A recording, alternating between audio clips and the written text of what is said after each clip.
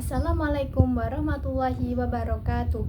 Perkenalkan, nama saya Erika Zati Romadhoni, NPM 071, Teori Administrasi Negara E041.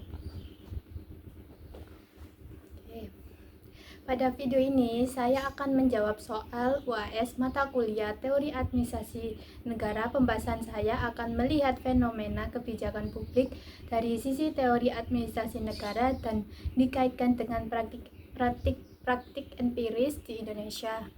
Yang pertama, analisis penanganan COVID-19 di Indonesia dengan konsep networking governance. Pandemi COVID-19 merupakan krisis nasional yang memperlihatkan keterbatasan negara dalam mengelola persoalan publik secara konvensional. COVID-19 tidak hanya berdampak pada sektor kesehatan, tetapi juga mempengaruhi sektor ekonomi, pendidikan, sosial, hingga stabilitas politik. Oleh karena itu, pendekatan birokrasi yang bersifat hierarkis dan sektoral tidak cukup untuk merespon krisis ini secara efektif. Secara teoritik, kondisi tersebut dapat dijelaskan melalui konsep networking governance. Konsep ini menekankan bahwa penyelenggaraan pemerintahan dilakukan melalui jejaring aktor yang saling bergantung, baik aktor negara maupun non-negara. Pemerintah tidak lagi menjadi satu-satunya pengambil keputusan, tetapi berperan sebagai koordinator dan penghubung antar aktor. Dalam penanganan COVID-19 di Indonesia, aktor yang terlibat sangat beragam, mulai dari pemerintah pusat melalui Kementerian Kesehatan, BNPB, dan Satgas COVID-19 bertugas merumuskan kebijakan nasional seperti PPKM, vaksinasi, serta standar protokol kesehatan. Pemerintah daerah memiliki peran penting dalam menerjemahkan kebijakan tersebut ke dalam tindakan nyata di lapangan sesuai dengan kondisi wilayah masing-masing. Selain itu, sektor swasta juga terlibat aktif, khususnya rumah sakit swasta, industri farmasi, dan perusahaan logistik yang membantu penyediaan alat kesehatan, obat-obatan, serta distribusi vaksin. Di sisi lain, organisasi masyarakat sipil, relawan, tokoh agama, dan tokoh masyarakat berperan dalam memberikan edukasi kepada masyarakat serta membangun kepercayaan publik terhadap kebijakan pemerintah. Media massa dan media digital juga menjadi aktor strategis dalam jejaringan ini. Media berfungsi sebagai sarana penyampaian informasi kebijakan sekaligus menjadi ruang kritik dan pengawasan publik. Tanpa keterlibatan media, kebijakan pemerintah berisiko tidak dipahami atau bahkan ditolak oleh masyarakat.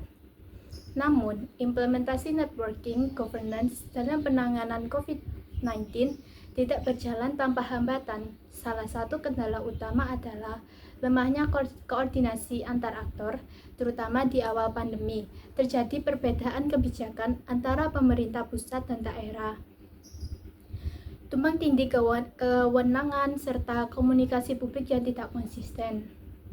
Hambatan lainnya adalah rendahnya tingkat kepercayaan masyarakat terhadap pemerintah yang berparah dengan maraknya hoaks dan disinformasi.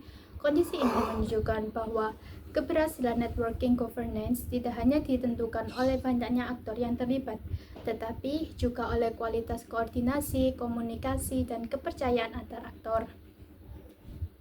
Meskipun demikian, pengalaman tersebut mendorong Indonesia mengembangkan model networking governance yang lebih adaptif, seperti pembentukan satgas lintas sektor, pemanfaatan teknologi digital, serta kolaborasi dengan komunikasi lokal. Hal ini menunjukkan bahwa pendekatan jejaringan merupakan pilihan rasional dalam menghadapi krisis publik yang kompleks.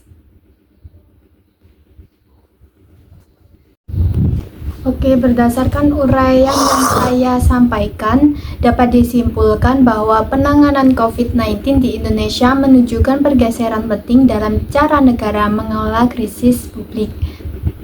Pandemi membuktikan bahwa negara tidak lagi bisa mengandalkan pendekatan birokrasi yang bersifat hierarkis dan sektoral.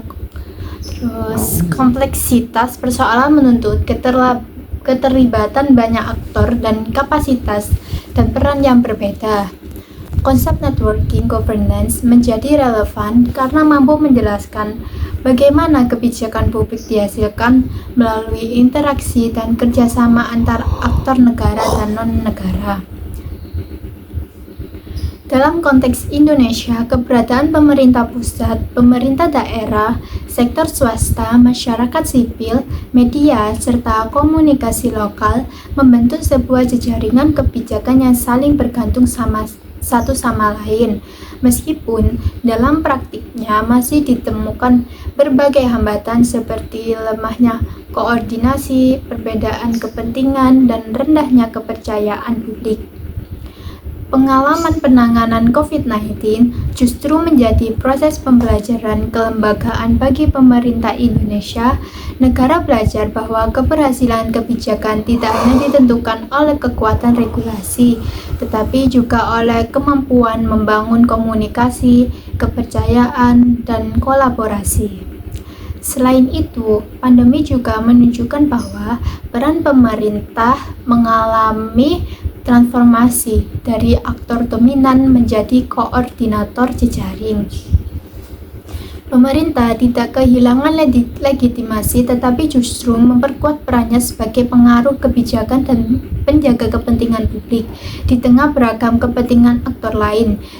Dengan demikian, penerapan networking governance dalam penanganan COVID-19 dapat dipandang sebagai respon adaptif terhadap tantangan pemerintahan modern. Pengalaman ini menjadi modal penting bagi Indonesia dalam menghadapi krisis publik di masa depan, di mana kolaborasi, jejaring, dan kepercayaan akan menjadi kunci utama dalam tata kelola pemerintahan yang efektif dan berkelanjutan.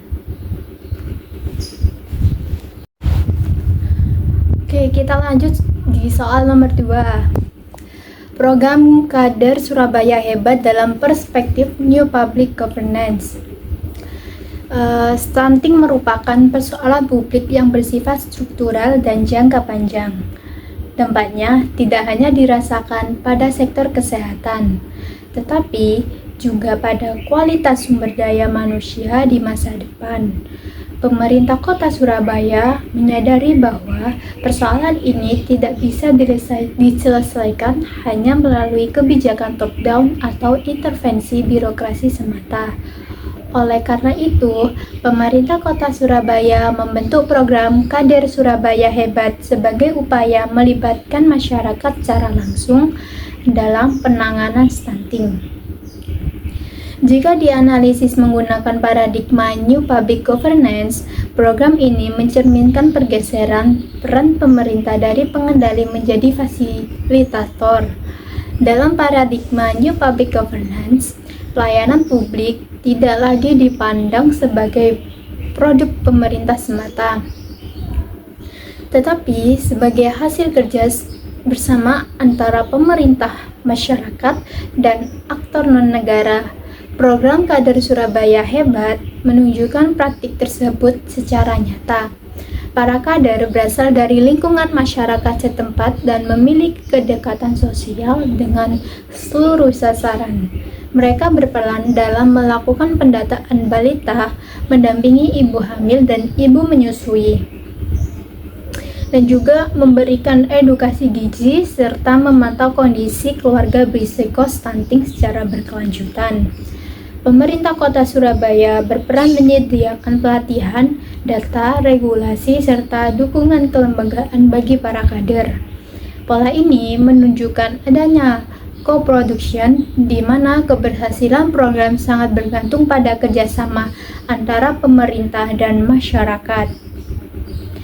Keunggulan pendekatan ini adalah program menjadi lebih kontekstual dan responsif terhadap kebutuhan masyarakat.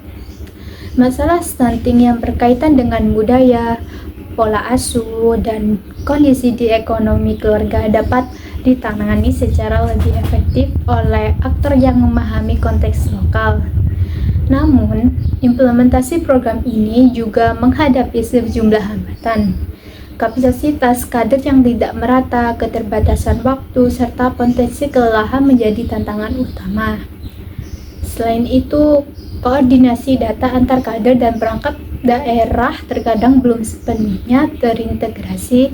Meskipun demikian, secara keseluruhan, program Kader Surabaya Hebat mencerminkan praktik New Public Governance yang kuat karena menempatkan masyarakat sebagai mitra strategis pemerintah dalam menyelesaikan persoalan.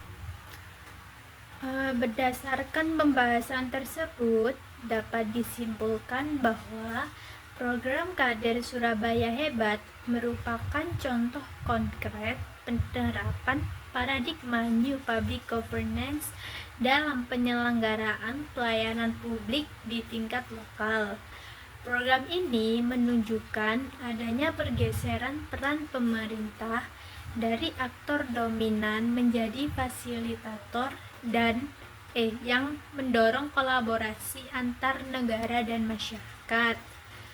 Pelibatan kader sebagai aktor utama di tingkat komunikasi membuktikan bahwa penyelesaian masalah publik, khususnya stunting, tidak dapat diselesaikan hanya melalui kebijakan top-down. Stunting berkaitan erat dengan pola asuh, budaya, dan kondisi sosial ekonomi keluarga, sehingga membutuhkan pendekatan yang dekat dengan masyarakat dan berkelanjutan.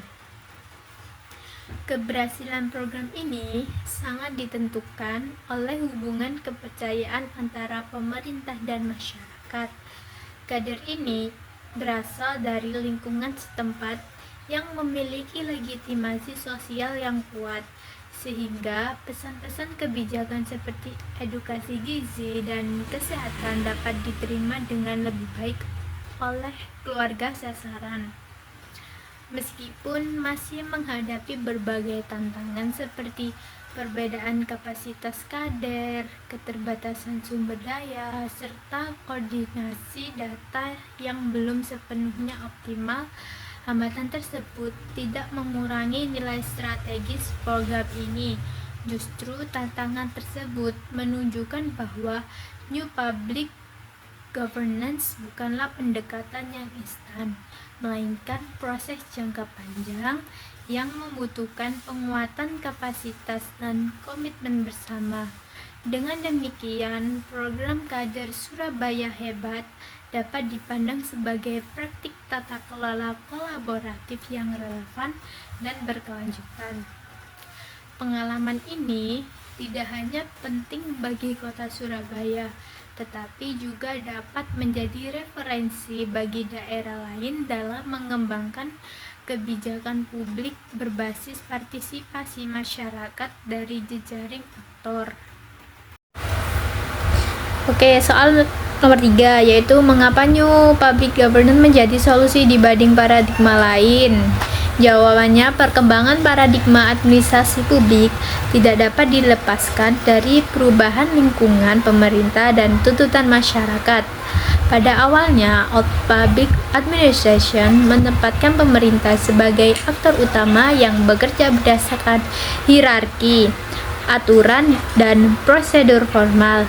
Pendekatan ini memang mampu menciptakan keteraturan, tetapi seringkali bersifat kaku dan lambat dalam merespon perubahan. Selanjutnya, muncul paradigma New Public Management yang berupaya memperbaiki kinerja birokrasi melalui prinsip efisiensi, efektivitas, dan mekanisme pasar. Dalam paradigma ini, masyarakat diposisikan sebagai pelanggan, sementara pemerintah dituntut untuk bekerja layaknya organisasi bisnis. Meskipun membawa perbaikan dalam hal efisiensi, pendekatan ini sering dikritik karena mengabaikan dimensi sosial, keadilan, dan partisipasi publik. Keterbatasan kedua paradigma tersebut mendorong lahirnya New Public Governance. Paradigma ini berpandangan bahwa persoalan publik modern bersifat kompleks, lintas sektor, dan tidak dapat diselesaikan oleh satu aktor saja. Oleh karena itu, penyelenggaraan pemerintah harus dilakukan melalui jejaringan aktor yang saling bergantung. bergantung. Secara teoretik, New Public Governance menekankan kolaborasi, partisipasi, dan kepercayaan sebagai fondasi utama tata kelola pemerintahan. Pemerintah tidak layak bertindak sebagai pengendali tunggal, tetapi sebagai koordinator dan fasilitator yang menghubungkan berbagai aktor, baik dari sektor swasta, masyarakat sipil, maupun komunikasi lokal. Dalam praktiknya, banyak persoalan publik di Indonesia menunjukkan relevansi paradigma ini. Penanganan pandemi COVID-19 dan program penanggulangan studi berbasis komunitas menjadi contoh nyata bahwa keberhasilan kebijakan sangat ditentukan oleh kerjasama lintas sektor. Tanpa keterlibatan masyarakat dan sektor non-negara, kebijakan pemerintah akan sulit diimplementasikan secara efektif. Selain itu, New Public Governance juga menawarkan pendekatan yang lebih adaptif terhadap dinamika lokal. Kebijakan tidak lagi bersifat seragam, tetapi juga disesuaikan dengan kondisi sosial, budaya, dan ekonomi masyarakat. Hal ini membuat kebijakan lebih responsif dan berkelanjutan. Namun, penting untuk disadari bahwa penerapan New Public Governance juga memiliki tantangan. Koordinasi antar aktor, memiliki kepentingan berbeda, potensi konflik, serta kebutuhan akan kepercayaan menjadi pekerjaan rumah yang tidak sederhana. Oleh karena itu, peran pemerintah sebagai penjaga arah kebijakan dan penjamin kepentingan publik tetap sangat penting. Dengan demikian, New Public Governance dapat dipandang sebagai solusi paradigma administrasi publik yang paling relevan dalam menghadapi tantangan pemerintah modern. Paradigma ini tidak meniadakan peran negara, tetapi justru memperkuat kapasitas negara melalui kolaborasi dan jejaringan, sehingga kebijakan publik dapat dijalankan secara lebih efektif, inklusif, dan berkelanjutan. Oke, berdasarkan uraian yang sudah saya sampaikan, dapat disimpulkan bahwa New Public Governance hadir sebagai jawaban atas kompleksitas persoalan publik yang tidak lagi bisa diselesaikan melalui pendekatan administrasi publik konvensional. Perubahan lingkungan pemerintahan, baik dari sisi sosial, ekonomi, maupun teknologi, menuntut adanya cara pandang baru dalam penyelenggaraan pemerintahan.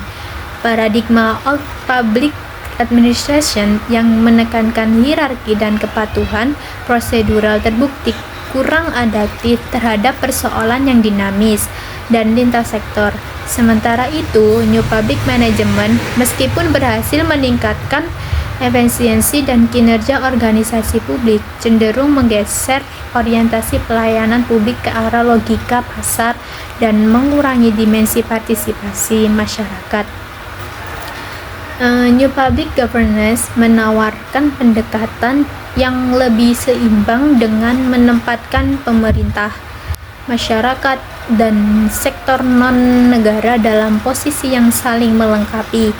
Pemerintah tidak lagi bertindak sebagai aktor tunggal yang dominan, tetapi juga koordinator jejaring yang mengarahkan berbagai kepentingan agar tetap selaras dengan tujuan publik. Keunggulan utama paradigma ini terletak pada kemampuannya yang mengakomodasi keragaman aktor, sumber daya, dan kepentingan dalam penyusunan serta implementasi kebijakan publik. Dengan melibatkan masyarakat secara aktif, kebijakan menjadi lebih kontekstual, responsif, dan memiliki legitimasi sosial yang lebih kuat. Namun, penerapan New Public Governance juga menuntut kapasitas pemerintah yang tinggi, khususnya dalam membangun koordinasi, komunikasi, dan kepercayaan antar aktor. Tanpa kapasitas tersebut, kolaborasi justru berpotensi menimbulkan konflik dan ketidakefektifan kebijakan. Dengan demikian, New Public Governance tidak dapat dipahami sebagai pengganti peran negara, melainkan sebagai transformasi peran negara dalam tata kelola pemerintahan modern. Paradigma ini menjadi relevan dan penting dalam menghadapi tantangan pemerintahan di era saat ini, di mana kolaborasi dan jejaringan menjadi kunci utama keberhasilan kebijakan publik yang berkelanjutan.